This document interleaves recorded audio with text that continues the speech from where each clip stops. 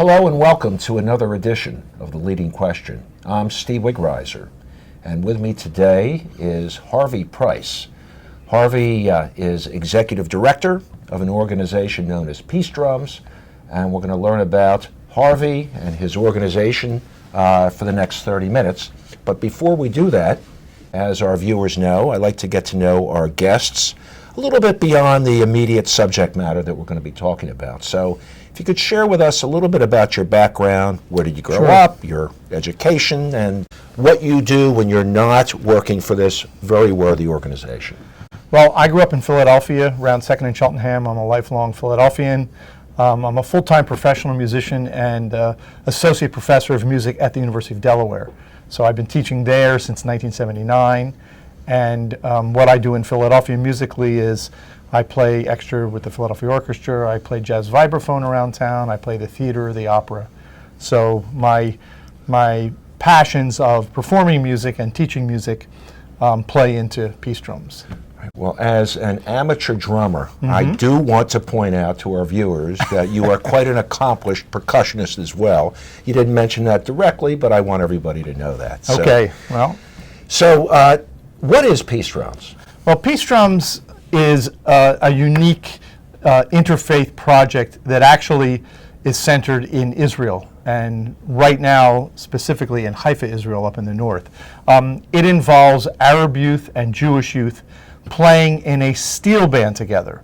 The idea of the project is to get kids together who don't normally interact with one another, to get them into a musical group together, to rehearse, learn, and subsequently perform concerts together. And that's what it is on the surface.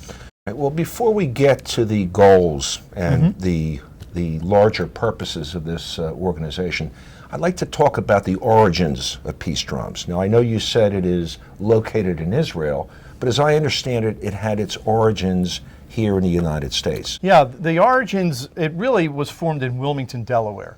And what happened was a group of clergy, Presbyterian ministers, rabbis, Catholic priests were looking for a project to do in Israel, a kind of a reaction to the BDS movement. They didn't want to divest. They were looking for a way to invest in Israel in a peacemaking project where it was a non-political situation, which is really difficult to do in the Middle East, but also to try to bring people together that weren't used to interacting with one another. So it had its origins in Wilmington about 5 years ago.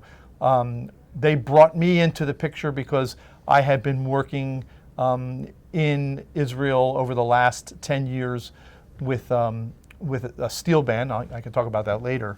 And they wanted to know what I thought about what if I could present a project that would deal with Arab kids and Jewish kids in a musical setting. And I said, yes, working with a steel band is the best way.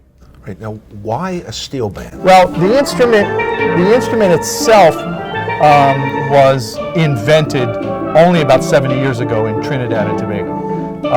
And the instrument itself was born out of conflict. It's a very interesting story. Anybody can go online and look up the origins of steel band. But the other thing I liked about it was it didn't belong to any of the cultures in Israel. It didn't belong to Arabs, Jews, Muslims, Christians. It was uniquely Caribbean, although you find steel bands all over the world. So I wanted to have an instrument that didn't belong to any of those societies, and I wanted to start with music that didn't belong to any of those societies. So when we introduced the instrument and the music to the kids, they were completely, together. Both the Arab kids and the Jewish kids were together equally fascinated by the instrument and the music. Eventually they started playing their own music. So the Arab kids wanted to learn Arab songs, which they then taught to the Jewish kids, and the Jewish kids wanted to play Jewish songs and Israeli songs, which they then taught to the Arab kids. So the what I call the value neutrality of the instrument not belonging to any culture was something that really interested me. Right, for the musicians among our viewers, let's talk a little bit about this. Right, let's talk a little bit about the steel drum. When I think of steel drums, I think of calypso music. Yeah, yeah. But as I understand it, these drums are capable of producing a number of different notes. Right. And they are not limited to calypso music. No, not at all. In fact, in Trinidad, you not only have steel band competitions where there's popular calypso and soca music, but there's also classical competitions where they take transcriptions of Beethoven symphonies and Tchaikovsky symphonies, but also write music specifically for that ensemble. So the instrument, a full steel orchestra, is about the same octave range as a piano. So it's 8 octaves of music. You can play, also a symphony orchestra. It's the exact musical range of a symphony orchestra. All right, so you were contacted by this group of priests and rabbis and representatives of diverse and eclectic religious backgrounds, and they asked you to get involved. Right. And I presume you said yes. For sure. And take us from there. What did you do about it? Well, the first thing they wanted to know was how much it was going to cost. And I said, it's really expensive. These are not toys. The instruments, enough instruments for 10 kids to play is about $30,000. You've got to get it from Trinidad to the United States, and then you've got to get it from the United States to Israel. And all that's expensive. And once it's there, you have to maintain the instruments. So I laid out the costs. They sort of took a hard gulp and said, oh, we had no idea. We thought this was going to be easy. And they went about, actually, to their credit, raising about $80,000 in the first 2 or 3 years to start a band. Right. And so, I have been teaching steel band at the University of Delaware for more than 20 years. And I've been to Trinidad to play in the large steel bands there. And I've had many steel bands in schools in and around Wilmington, Delaware. So it was pretty easy for me to see the whole path from agreeing to do it to a band actually together and touring. Yeah. Okay, so take us from that point. So you envision the process. They raise the money. Tell us about your first foray. And hardest thing to do was to find an Arab school and a Jewish school that were willing to partake in this project. Well, how did you go about that? Well, the Arab school had an affiliation with Westminster Presbyterian Church, which is in Wilmington, Delaware. A very loose affiliation. They, even though the Arab school is a Catholic school, the Presbyterian Church had a relationship with them that went back a number of years. So it was easy to contact them and say, hey, we have this idea. Would you be interested? And they were very interested. And then we had to find a Jewish partner, which is, in Israel, is not that easy because they're not used to working together. They're used to maybe having a basketball league or a soccer league that occasionally plays against one another. But to turn around and say, hey, we want your kids to be in the same band together week in and week out, year in and year out, is just not that common. There are a couple of music ensembles in Israel that do this now, but it's just not that common. So let me make sure we understand. So the history is interaction where there is competition, where they are playing against each other. Yes. There is not a history of working cooperatively together. There certainly is not a history, although there are organizations that are trying to rectify that. The idea that the students would get together and play together and then ultimately get their parents involved was very important to me because junior high school kids are a little bit more flexible. Parents getting together and saying, hey, my kid plays in this band and your kid plays in this band, let's talk about it, has happened. So that's a very interesting byproduct where the parents share meals and stories, and they're on WhatsApp together, and now they're on a website together, and we've done a tour, so they're traveling together. So that's also a big byproduct, is to get the parents. Well, yeah. So before we get into that, I think it's important to identify what the goal or the purpose of peace drums is, at least as you envision it? It's a two-pronged approach, and they're both equal. And the first prong is that it is a music education experience.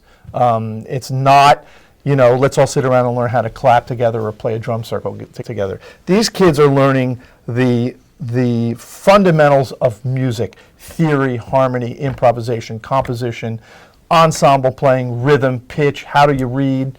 It is a hardcore music education principle, as well as a shared experience principle, where the kids are doing this together. And it's my belief, it's not only my belief, it's borne out time and again, that kids who are learning together, who are learning something that they didn't know before, when they're learning it together, they're sharing that experience together, then obviously they're looking beyond the usual stereotype. They're looking at the other as not the other, but as my bandmate, or as my classmate, or as my stand partner, or somebody who I'm sharing, learning and performing together. And those are the two pillars. So it sounds to me like the ultimate goal sounds something like this. If you play music together and there's a history of cooperation, it becomes more difficult for you to carry forward traditional biases and prejudices and hatred. And ultimately, if I understand what you're saying, the goal is a peaceful coexistence, starting with the children, one musician at a time. I wouldn't go as far as to say, I'm in Israel creating peace, like some people we know think they can do. I'm really more interested in really very small steps, and if these kids 10 years down the road grow up to be leaders in their communities that are trying to diffuse situations, then that's great. But in a younger band. So, it would be presumptuous of me to say, yeah, I'm over there making peace. Even though the project is called Peace Drums, because for want of a better term, in the U.S. it's okay. In Israel, it's a shared experience. The kids who are not normally, they don't go to school together, they don't attend one another's weddings, bar mitzvahs, confirmations, they're interacting more than other kids would. All right, so in your test cohort, how did it go? What was the experience? The experience is great. They're still together. They're going to be in Vienna together in October, playing a concert. We did a tour last April in the U.S., and the kids bonded really beautifully. Several of the kids, share Christmas dinner, Hanukkah dinner, Easter dinner, Passover dinner. The families do. So you have Arab Christians and Muslims interacting with Jews and sharing one another's holidays and teaching one another language, right? Because the Jews in Israel don't always speak Arabic, and the Arabs speak Arab and English, but there's some Jewish words that they don't know. So they are definitely interacting and sharing human experiences, not, hey, I don't know who that kid is, but I'm not interested in it. Right. I think our viewers are interested in knowing about the successes at the level of the adults, because, let's face it, there's a long history of mistrust. There's a history of ill will between Arabs and Israeli Jews. How were you able to get the parents to cooperate sufficiently to get their kids to band practice in a single location? The parents want their kids to interact. When people say there's a long history, the history is maybe 100 years old of conflict. It's not thousands of years old, as a lot of people say. It's maybe 100 years old. And, moderate Muslims, Christians, and Jews want the same things for their kids. So if there's immoderate Muslim Christians and Jews have no interest, and I can't change their mind. But moderate Christians, Arabs, and Jews want their kids to interact, and they want them to have a quote-unquote normal life. Go to the beach together, go bowling together, play music together. So it's not a hard sell. If you get the word out, and if you're at a school or community center, hey, there's this project that involves Arabs and Jews, Arabs split between Muslims and Christians, are you interested? there's plenty of communities that want to work together. They just don't really always get the chance. When I think about teenage or adolescent interaction these days, it all centers around the cell phone, and it centers around Facebook and other social media. Have these kids, the Arab Christians and Arab Muslims and Israeli Jews, begun to interact with social media? For sure. I mean, they're always interacting together. They're on WhatsApp. So the groups, the WhatsApp groups, are the like 50 kids and their parents, which is a little bit unwieldy. I'm not a big WhatsApp fan, but they're constantly, hey, when is Harvey coming back to Israel to teach, and what's up with the tour, and do we know any more things? Yeah, and they're as a group. My problem is I have very limited Hebrew and almost no Arabic, and I really have to correct that situation, and so I'm communicating with them in English, which they speak pretty well, but but they're definitely interacting together for sure.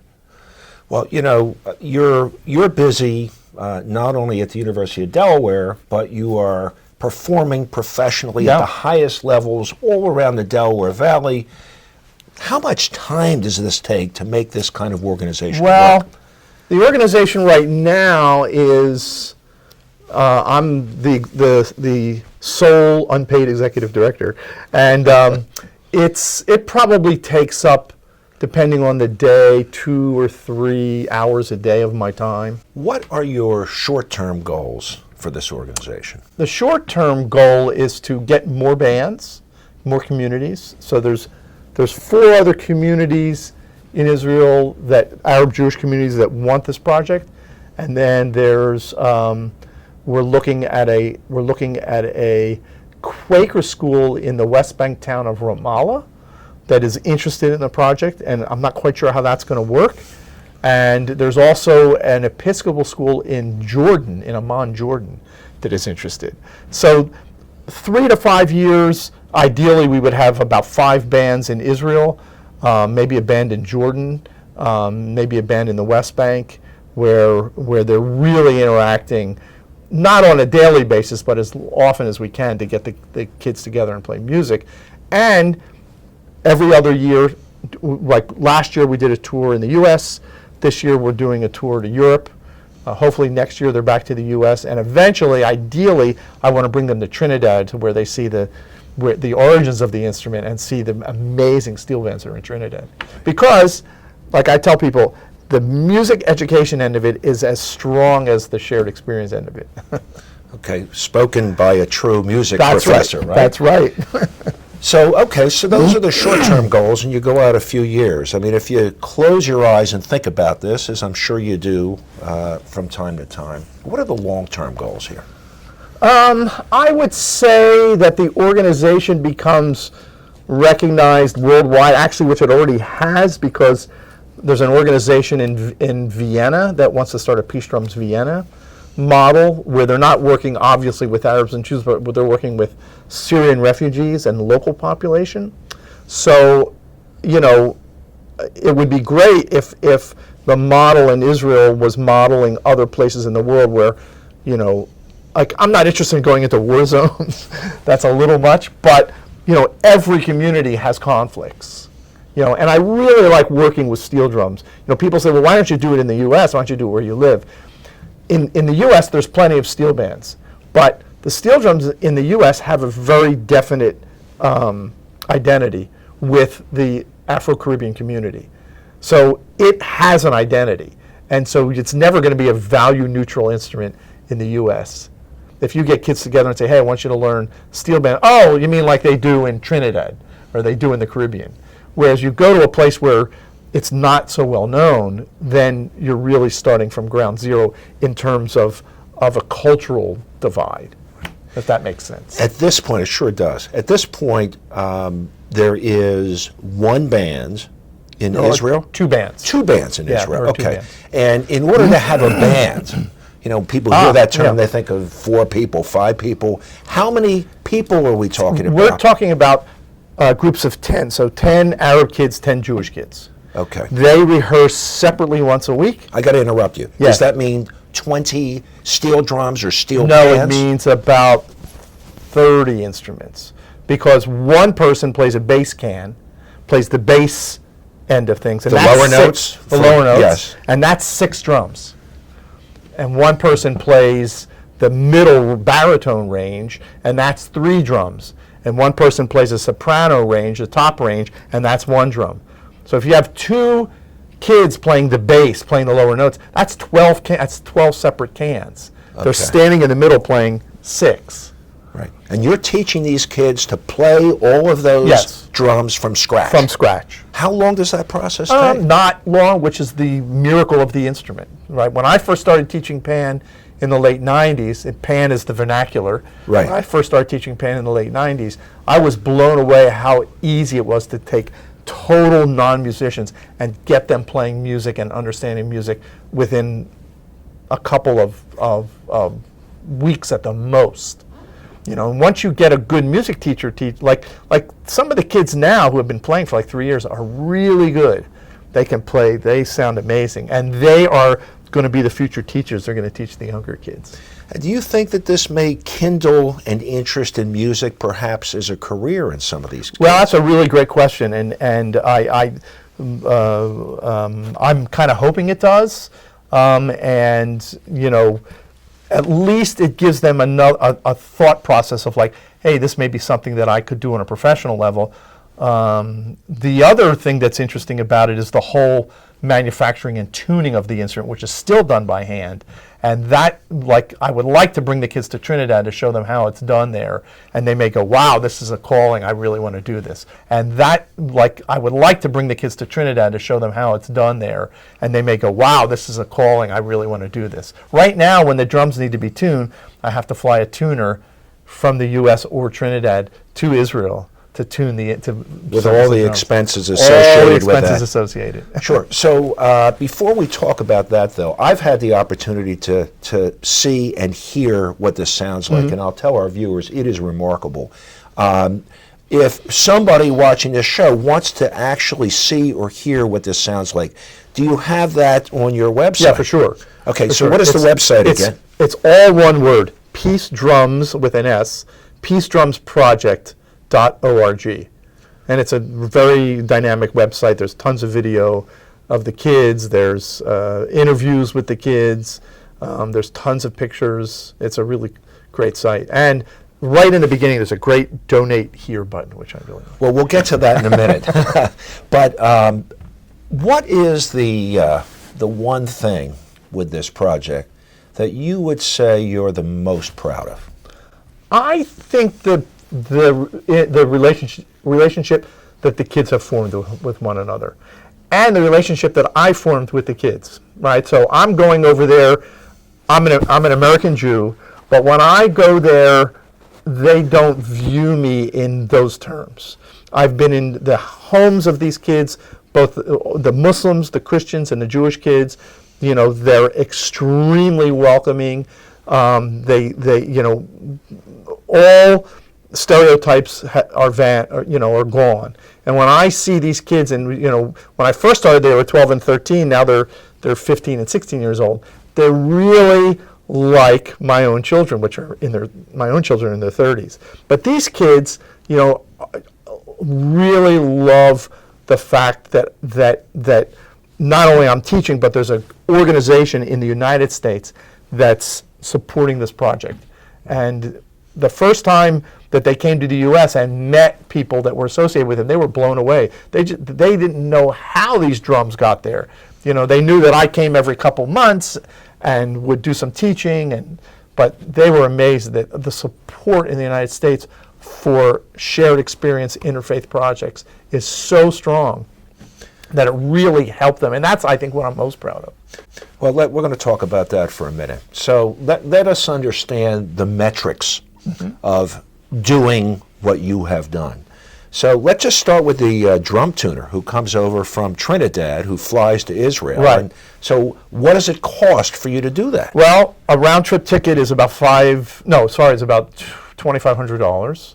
So he lands in Tel Aviv. He's got to rent a car for maybe 6 or 7 days, drive from the airport to Haifa, which is about an hour and a half drive.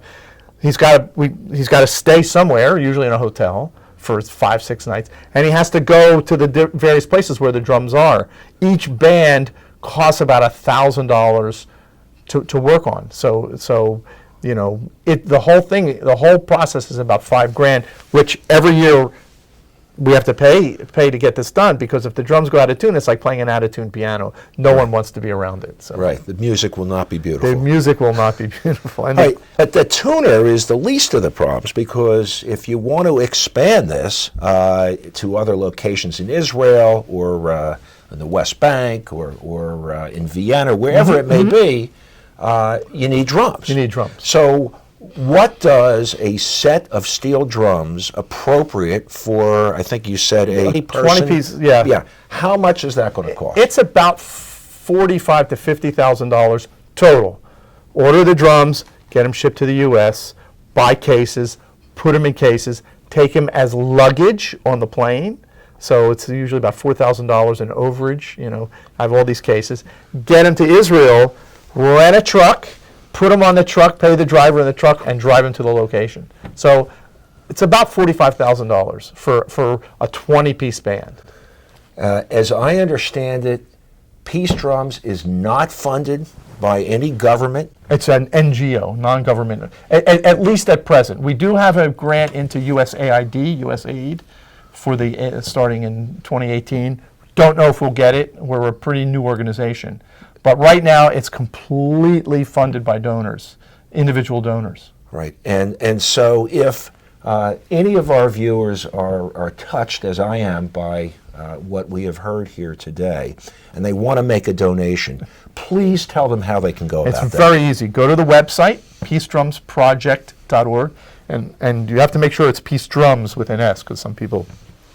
As soon as you go to the front page, there's a donate button.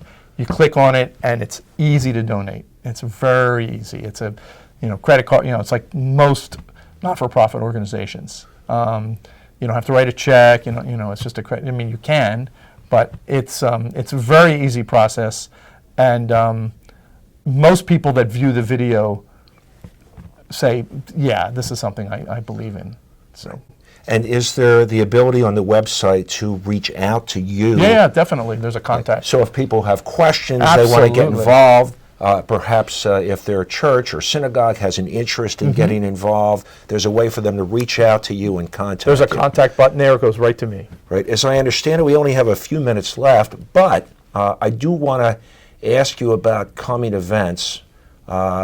Is there any chance that here in the United States, other than going to the website, we can hear some of these kids perform? Either in the spring of 18 or maybe the fall of 2018, 2019, they'll do another U.S. tour. That is, that hasn't been solidified yet. We're tickled to death that we did a U.S. tour last spring, and we're doing a European tour this fall. So, to have 2 tours of an organization that's only been around like 4 years is pretty amazing. But we are pushing to do another tour sometime in 18 or 19, 2018, 2019. I also heard you say, you mentioned Vienna, and perhaps some of our viewers are contemplating a vacation that they've put off. When will, and how do you refer to the band? What's the name of this particular band? Peace Drums. Peace Drums. Yeah. When will the Peace Drums band be performing in Vienna? They were invited by the Lutheran Church to come and play in a gigantic concert that is celebrating the 500th anniversary of the Lutheran Church in Vienna. And Vienna is a Catholic country. It's not a Protestant country. But the small percentage of Lutherans that are in Vienna, as is the rest of Europe, is celebrating this year the 500th anniversary of Martin Luther. So they're a very inclusive organization. They're very involved with refugee status in Vienna, the Lutheran churches. And when they found out about this project, they said, would you bring the kids here? And I said, sure. It's easier than bringing them to the U.S. because it's only across the Mediterranean. And there are instruments in Vienna. There are steel drums in Vienna. And so they don't have to bring their instruments with them. So that's October 24th is this big concert. in one of the main concert halls in all of Europe called the Musikverein, where the Vienna Philharmonic plays. So they're going to play not with the Vienna Philharmonic, but with a local orchestra in Vienna. They're going to do steel band and symphony orchestra. Crazy! It'll be a wild It's experience. just amazing, and it's Arabs, it's Israelis, it's Muslims, it's Christians, yeah. it's Jews, Yeah. Lutherans. Harvey, I really want to thank you for being on the leading question today, and I know our viewers have found this to be fascinating. I know that I do, and please go onto the website, if for no other reason than just hear these kids perform. What a terrific concept. I thank you for doing what Thanks you for do. having me. And to our viewers, I look forward to seeing you again on the next edition of The Leading Question.